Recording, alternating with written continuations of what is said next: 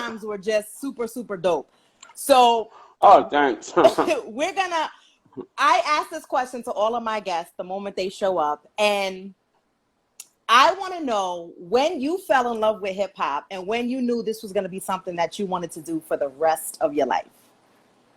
When I fell in love with hip hop, I would say it had to be Treacherous 3 Heartbeat. When I heard Kool D's verse, I was sold after that. I mean, I heard King Tim the Third and Rapper's Delight. A lot of people don't know King Tim the Third came out before, maybe a few months before Rapper's Delight, which was the first rap song on Wax. So I heard King Tim the Third. Of course, Rapper's Delight. Everybody went home and memorized it. I wrote it down on a piece of paper. But once I heard, it was like that was the thing to do. Right. And because it was new, I mean, you heard it in the parks, but you never thought it would be on Wax. Right. So once you heard it, and you heard Wonder Mike and Big Bank Hank and Master G, and you heard these names, their elaborate names, you was like, oh, yo, this is really, it's like watching Marvel right now on screen, and you watch and you're listening to rappers on a record. So after that, I heard Treacherous 3 Heartbeat, and I was sold after that. I was like, oh, man, I was like deeply into hip hop by this point, So that's what got me into it. Okay, so it's the early 80s, and y'all formed the Fat Boys, which formerly known as the Disco 3.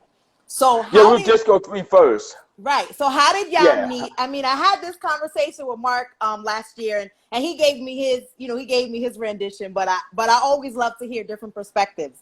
So how did y'all meet, and when did you know that y'all were going to be together and y'all were going to be the group?